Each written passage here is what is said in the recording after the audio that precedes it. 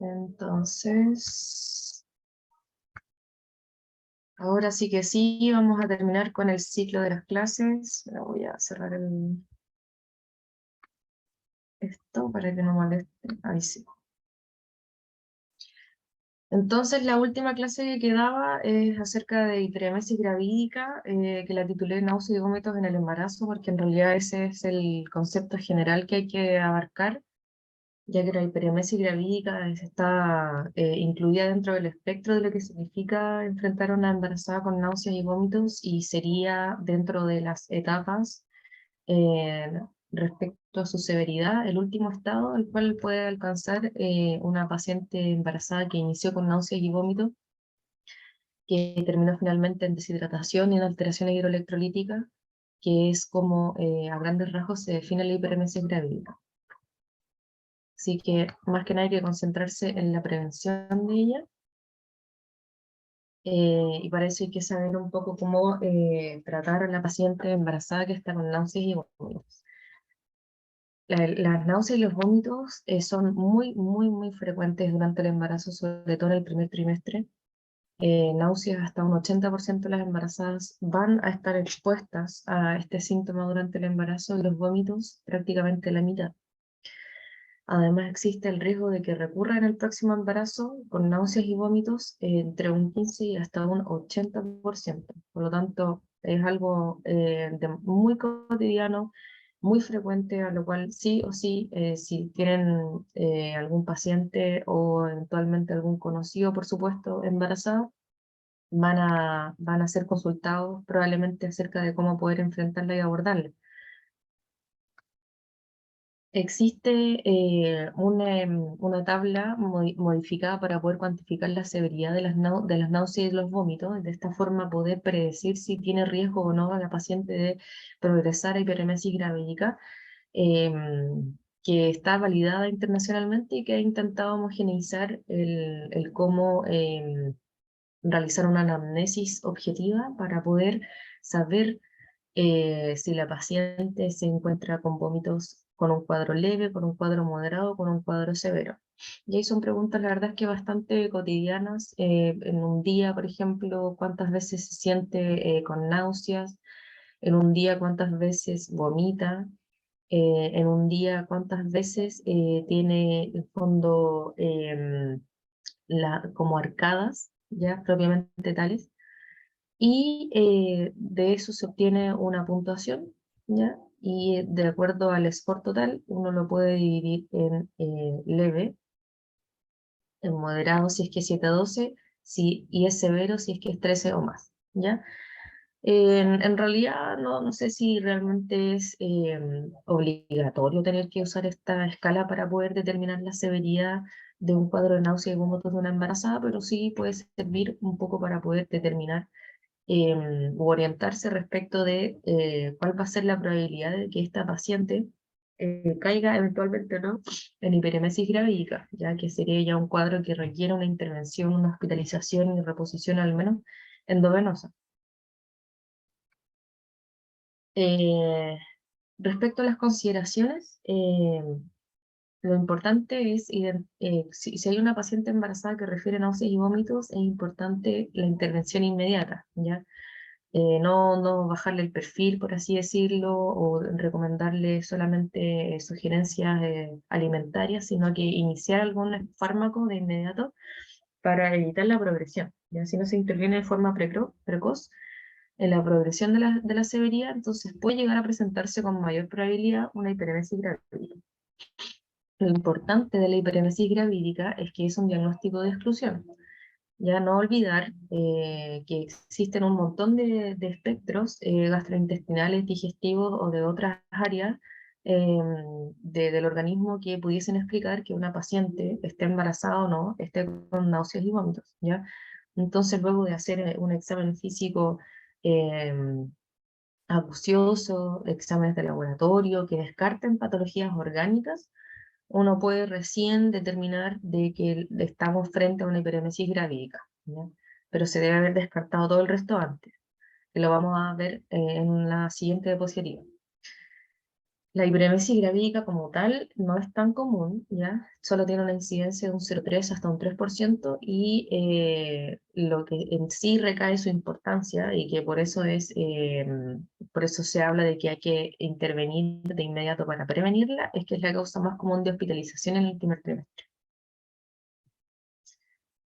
Como definición, de la hiperemesis gravídica específicamente consistiría en un cuadro caracterizado por vómitos persistentes que no son explicados por otra causa. Ya esta última parte es muy importante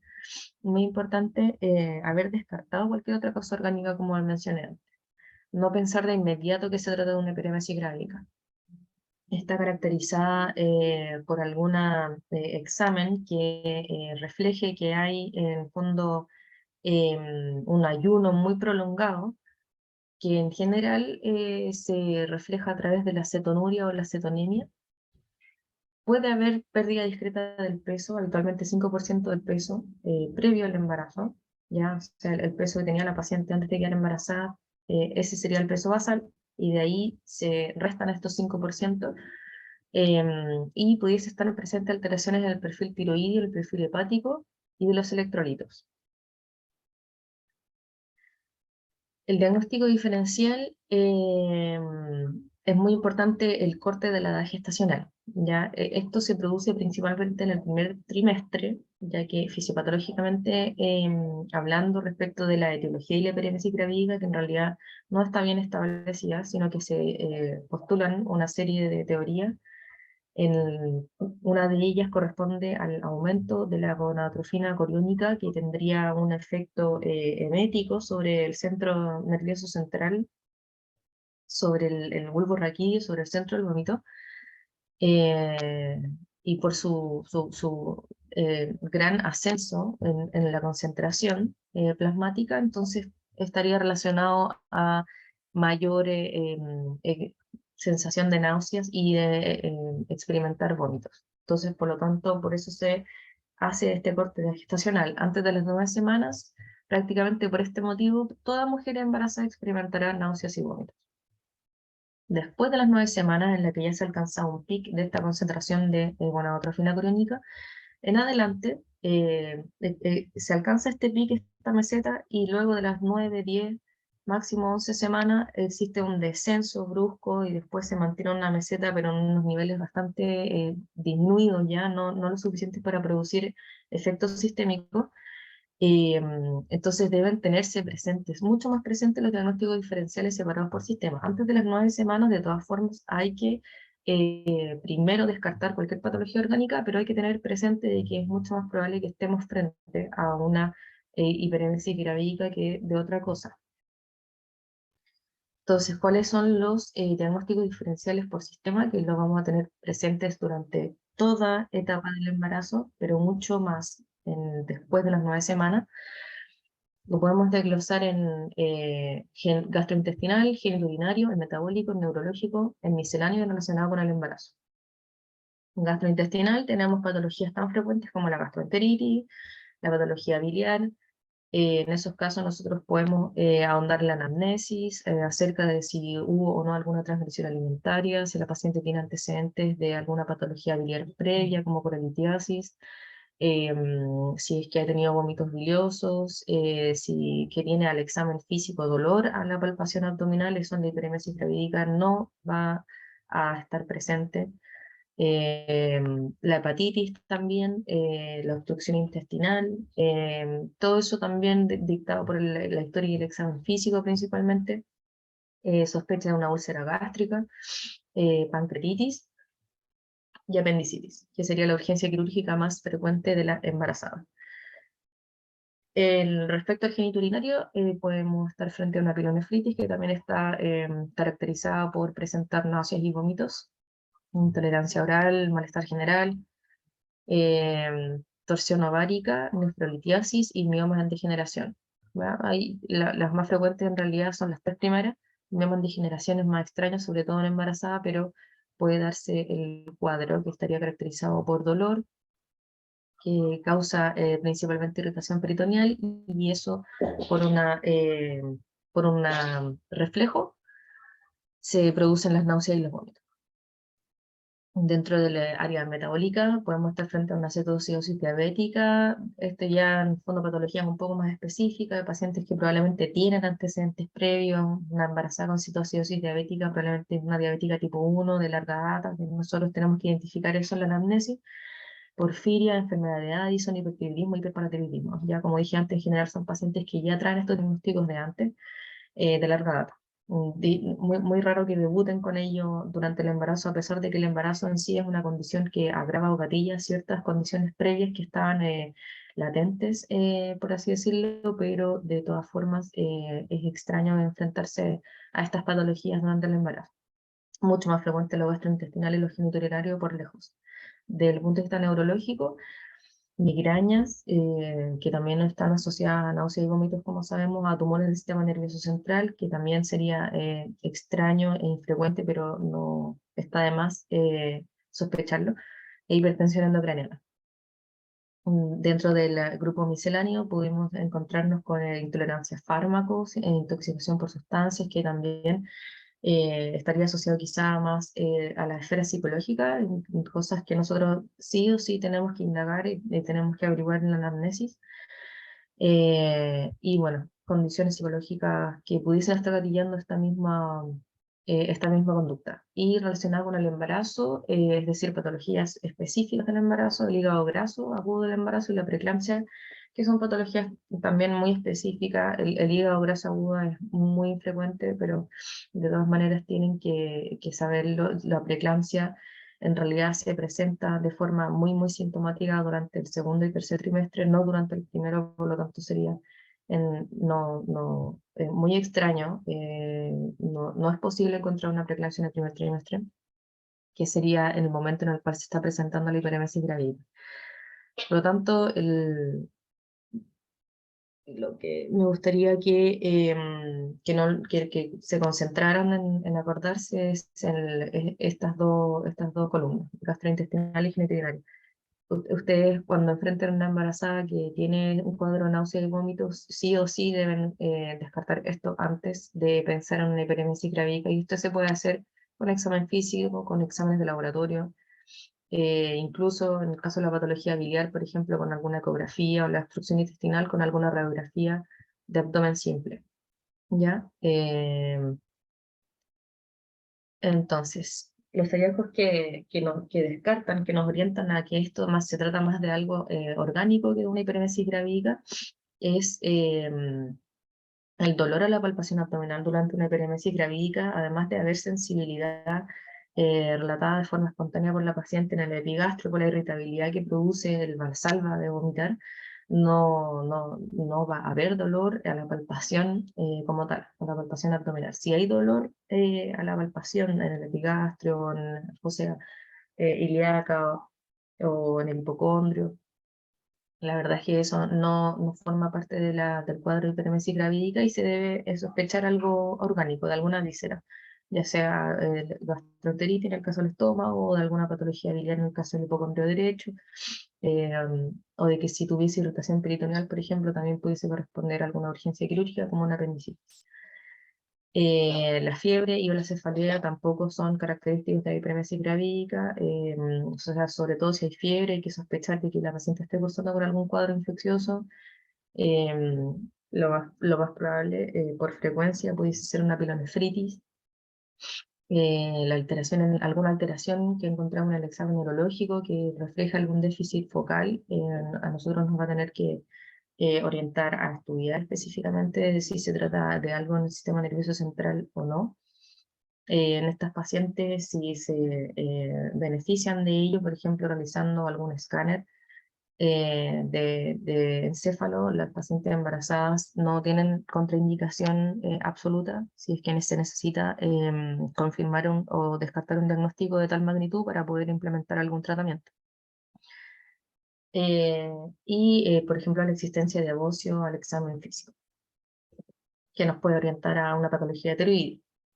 Importante que puede coexistir una tirotoxicosis, ya que, bueno, fisiopatológicamente hablando, la gonadotrofina coriónica es una isoforma molecular que es muy similar a la molécula de la TSH.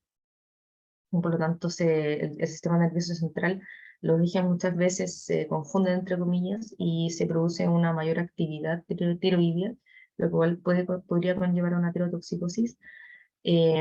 Pero en este caso, el manejo solo de soporte no se recomienda el uso del fármaco antitiroideo, sino que es simplemente hospitalizar, vigilar, tomar exámenes, signos vitales y reposiciones endovenosas. Ahora, respecto a de la etiología, se han propuesto algunas hipótesis, como mencioné antes. La primera sería el estímulo hormonal, que aquí principalmente juega un rol principal la gonadotrofina coriónica y tiene un efecto emético directo sobre el bulbo raquídeo, donde se encuentra el centro del vómito.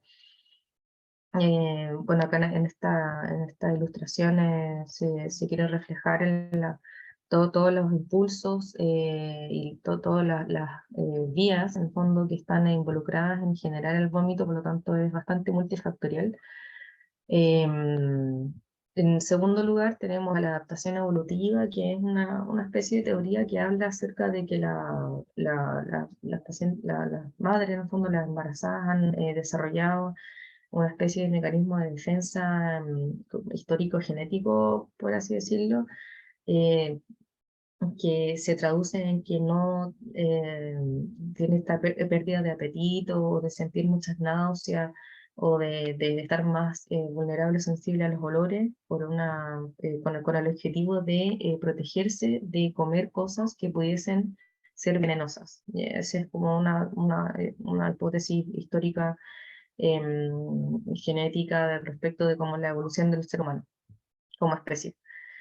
Y por último, la predisposición psicológica, que sobre todo cuando existe rechazo al embarazo, hay mucha mayor predisposición a generar náuseas y vómitos y que progrese esta hiperemesis gravídica.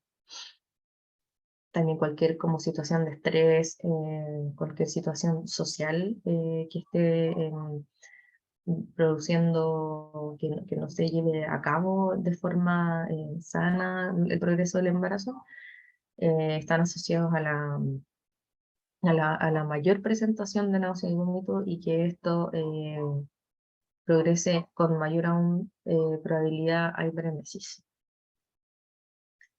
Bueno, este es el gráfico que quiere mostrar que las náuseas y los vómitos están relacionados directamente con el ascenso y el pic de la gonadotrofina coriónica, y que luego de alcanzadas las 9-10 semanas, tiene un descenso que es bastante marcado, gradual, hasta que llega a una meseta y se mantiene en niveles bajos durante todo el embarazo hasta su término. Entonces, aquí es donde se concentran la mayor consulta de las pacientes con náuseas y vómitos y que pudiesen progresar a hiperemesis. Como factores de riesgo se ha postulado la presencia de una masa placentaria aumentada, por lo mismo, por la mayor producción, está asociado a mayor producción de esta hormona de la gonadotrofina coriónica, y esto se ve más en embarazo molar o en embarazo múltiple, en el embarazo gemelar. Y que tenga también ella antecedentes de vértigo, de migraña, de historia familiar de hiperémesis gravídica y personal de hiperémesis gravídica previa. ¿Cuáles son los efectos sobre la madre y el feto? Las madres son más bien psicológicos, pero también se han reportado patologías graves, orgánicas graves, en casos de hiperemesis gravídicas que no se han intervenido a tiempo, como encefalopatía de Wernicke, como roturas esofágicas, dado el estímulo recurrente del valsalva que genera el vómito y la irritabilidad en la mucosa, de neumotórax por lo mismo, y necrosis tubular aguda, insuficiencia renal en fondo prerrenal y que tiene consecuencias a nivel renal por la deshidratación severa. En el feto está más bien asociado a bajo peso a nacer, según algunos estudios, pero en realidad la evidencia es bien controversial y heterogénea, y algunos que dicen que sí, otros dicen que no. La verdad es que no ha habido un estudio randomizado que pueda homogeneizar esta premisa. pero en general la mayoría dice que sí estaría relacionado a fetos que finalmente nacen con bajo peso nacer. Hallazgos en el laboratorio específicos, electrolíticos y ácido base, pueden encontrar hipocalemia, alcalosis metabólica, hipoclonémica, cetosis, hemoconcentración por la deshidratación, el aumento del nitrógeno ureico en sangre. Bueno, también pudiese esto conllevar a después una insuficiencia renal como tal, que aumento de la creatinina, y las enzimas hepáticas que aumentarían en el 50% de los casos, pero no en niveles de hepatitis, por ejemplo, sino, sino simplemente un aumento por 2 o por 3 de su basal. Entonces, ¿cómo podemos hacer el manejo? Lo primero es la prevención. Como sabemos, toda paciente embarazada va a estar expuesta a náuseas y vómitos durante el primer trimestre, por lo tanto, se debe hacer una educación, unas recomendaciones al respecto, de sugerir alimentarse con pequeñas comidas, cada 1 a 2 horas, evitar comidas picantes, grasas o cualquier comida en realidad que la paciente identifique que le caiga un poco mal. Evitar. Un randomizado, perdón, grande recomienda indicar los antieméticos centrales previo al inicio de los síntomas en las pacientes que ya tienen el antecedente de haber tenido una hiperemesis gravídica en el embarazo previo, para poder evitar su reaparición. El manejo, cuando ya ha aparecido la hiperemesis gravídica, debe ser escalado. La primera línea sigue siendo la prevención, para poder dejarlo más claro en un flujograma. Cuando ya se presentan náuseas y vómitos, pero todavía no hemos llegado a la hiperemesis gravídica, que la hiperemesis gravídica en el fondo se caracteriza porque ya existe, además de deshidratación y de alteraciones en los exámenes de laboratorio y cetonuria, que hay intolerancia oral. Son pacientes que no se les pueden ofrecer fármacos orales porque no los van a tolerar, los van a vomitar todo el tiempo y por lo tanto no van a ejercer su efecto. Entonces, la segunda línea, cuando hay una paciente que todavía no ha caído en hiperemesis, pero está con náuseas, está con vómito, le ofrecemos antieméticos que actúan a nivel central, del sistema nervioso central. Acá en Chile existe la peridoxina con intoxilamina, la combinación, cada uno de 10 miligramos, y se usa de la siguiente manera. Se usa 2 en la noche y la paciente puede ir aumentando la dosis de acuerdo a su necesidad, lo cual nosotros también la podemos educar al respecto. Ellas lo pueden hacer libremente, lo pueden ir aumentando 1 en la mañana, eventualmente 1 en la tarde y 2 en la noche. ¿Ya?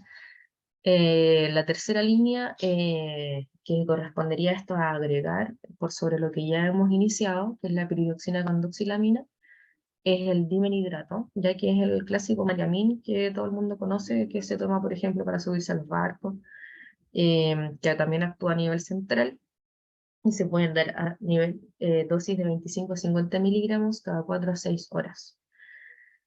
Se dice que no debiese superar una dosis de 200 miligramos al día. Entonces, si a pesar de estas medidas nosotras vigilamos al paciente y continúa con náuseas y vómitos de forma severa, ya quizá ahí ya podemos aplicar la escala, por ejemplo, de severidad del cuadro, de cuántas veces vomita, cuántas veces tiene náuseas en el día, cuando si esto ya está siendo invalidante en su día a día, y hay que evaluar si el paciente está o no cursando con una deshidratación. Eso lo hablamos a través del examen físico, ¿ya? A través del examen de la piel, la turgencia de la piel, de las mucosas, de cuán hidratadas sean las mucosas, la lengua. Si hay deshidratación al examen físico, entonces simplemente tenemos que hospitalizar a la paciente. Se va a hacer una reposición endovenosa de fluidos y podemos agregar a lo que hemos indicado antes, si es que la paciente no lo está vomitando, por supuesto, metoclopramida, ondansetron, clorpromacina o metilprednisolona, ya de forma endovenosa. Ahora, si no existe deshidratación, en el fondo la diferencia sería que quizá no necesita una reposición endovenosa de fluidos, aunque en la práctica a todas estas pacientes sí se les coloca una vía venosa y una solución fisiológica igual, y se le agrega entonces la metoclopramida y el ondansetron.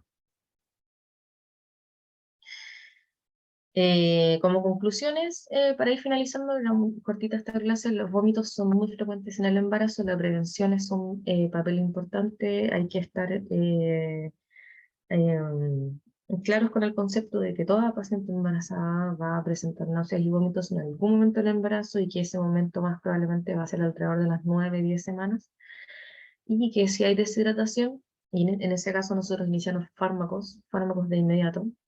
Primera línea, o sea, de fármacos sería la peridoxina con la doxilamina, y si hay deshidratación, alteraciones hidroelectrolíticas, entonces no se debe dudar al respecto, simplemente hospitalizar. Lógicamente, antes de eso, hacer una evaluación en la que descartemos que hay otra patología que explique este cuadro, y iniciamos nuestra reposición endovenosa.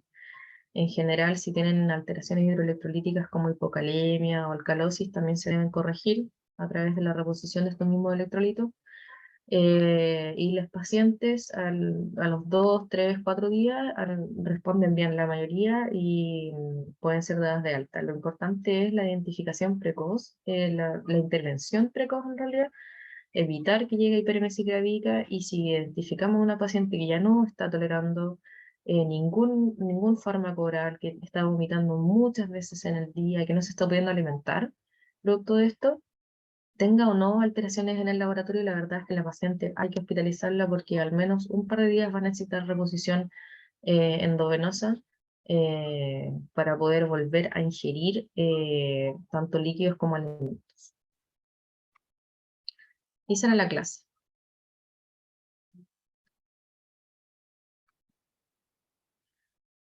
No sé si les queda alguna duda.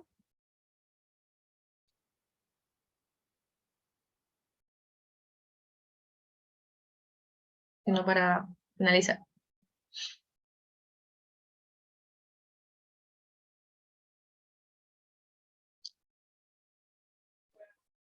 No, profe, todo bien, muchas gracias. Ok, entonces les voy a enviar la clase a través de la Nicole, ¿ya? Que estén bien. Gracias. Chau. Chao, gracias.